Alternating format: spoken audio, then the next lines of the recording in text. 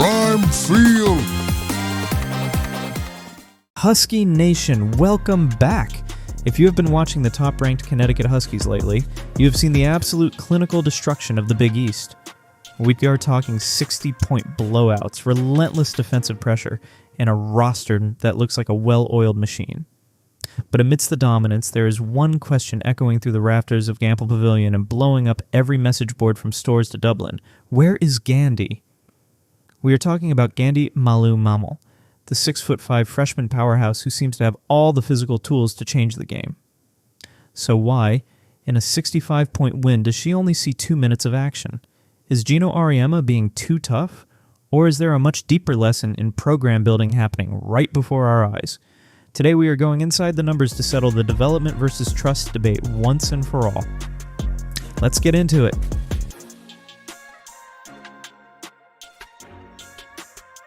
To understand the where is Gandi argument, we first have to understand the player. Gandy Malou-Mamel is a literal trailblazer, the first Irish player in the history of the most storied program in women's basketball. And she's not just tall, she's an athlete. Before she was dominating the paint, she was a soccer goalkeeper. Think about that for a second. That lateral movement, that hand-eye coordination, the ability to track a ball in flight, that is exactly what you want in an elite rim protector. But here's the catch, and it is a big one. Gandi is what scouts call a late specialist. She did not even pick up a basketball until she was 12 years old, and she didn't get serious about the game until she was 15. While some of her teammates have been playing year-round elite circuit ball since they were in elementary school, Gandi is still climbing a very steep developmental mountain. Coach Geno Auriemma has been very vocal about this. He calls her a rare project. But when you are at UConn, projects don't usually get a free pass to the floor. Why? Because at UConn, minutes are not a gift. They are a currency that you have to earn.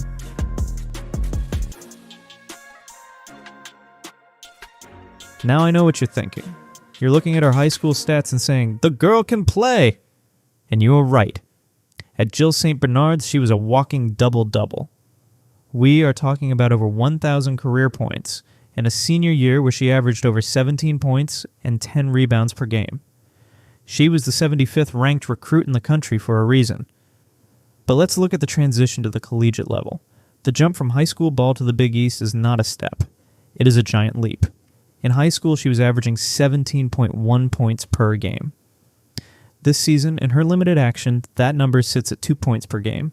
In high school, she was grabbing 10 rebounds every night. Right now at UConn, that column in the stat sheet still says 0. So what happened? Part of it was a knee knock in practice early in the season that sidelined her for those crucial opening weeks. In a system as complex as UConn's, where Geno has already utilized 44 different lineup combinations in just the first 120 minutes of the season, missing practice time is like missing a semester of school. You are not just behind, you are speaking a different language than everyone else on the floor.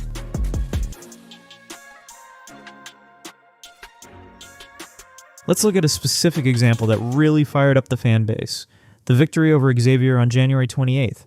The Huskies were up by 65 points. 65! That is usually the time when the bench cleared, the walk-ons get in, and everyone gets a chance to shine. But Gandy Malou-Mamel logged just 2 minutes. Now in those 2 minutes, she was perfect. 1 shot, 1 bucket, 2 points. 100% efficiency. But look closer at what she didn't do. No rebounds, no blocks, no steals. Meanwhile, look at her fellow. Kaylee Heckel played 22 minutes. Ali Ziebel played 16 minutes. Those two have established themselves as reliable secondary options. They have shown they can maintain UConn's elite defensive efficiency, which, by the way, is currently holding opponents to just 51 points per game. Do you see the pattern? Geno isn't looking for scoring in a blowout. He's looking for dependable execution. Can you set the screen at the right angle? Are you in the exact right spot for a weak side defensive rotation? If the answer is I don't know, then you stay on the bench, regardless of the score.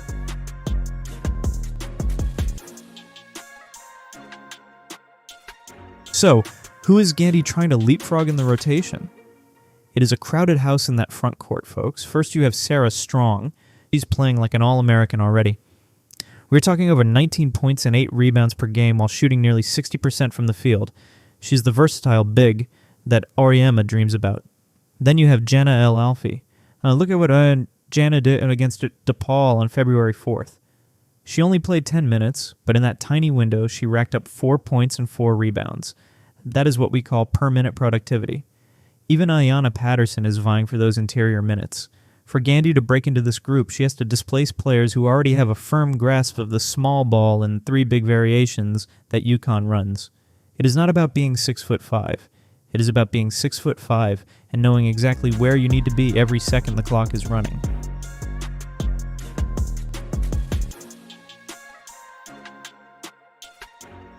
Coach Auriemma has been very clear about the final frontier for Gandi. He has praised her edgy, mean streak in practice. He's even said that in certain drills, nobody can score over her, and nobody can stop her from offensive rebounding. So why hasn't that translated to the game yet? It comes down to timing and verticality. In high school, you can block shots just by being taller than everyone else. In the Big East, you have to understand the nuances of timing. You have to jump without fouling. You have to box out players who are just as strong as you are.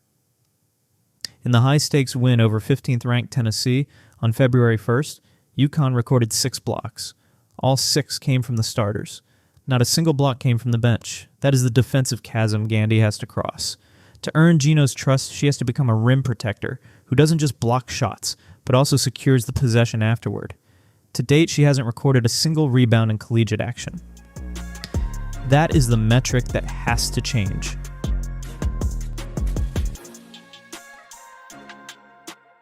Here's the reality check for everyone asking, where is Gandi? Geno Auriemma is playing the long game. He has predicted that she'll be a really big factor. Not necessarily this year, but in the seasons to follow. UConn's depth is designed to survive the mid-February slog and push through to March. But that depth is only useful if the level of play doesn't drop when the starters sit.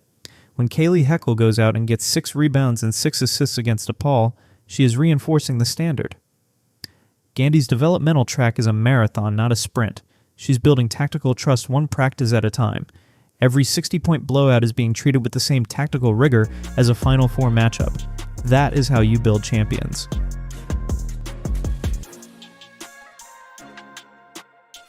So, what is the takeaway here? The Where's Gandi argument isn't just about a freshman getting minutes. It is a masterclass in the Yukon philosophy. Size and effort are just the entry points. Dependable execution is the only currency that buys you time on the floor in stores. Gandy Malou-Mamel has the international grit and the physical tools to be a cornerstone of this program's future. But for now, she is the Huskies' most intriguing long-term project, learning that even in a blowout, the standard never, ever drops. But I want to hear from you. Do you think Geno should be giving Gandi more live-fire minutes right now to speed up her development, or do you agree with the trust-first approach? And specifically, looking at that front court, who do you think Gandi needs to outwork to earn her spot in the rotation? Drop your thoughts in the comments below. Don't forget to like and subscribe for more deep dives into the world of women's college basketball. I am your host, and this has been the Husky Report. We will see you next time. Prime Field.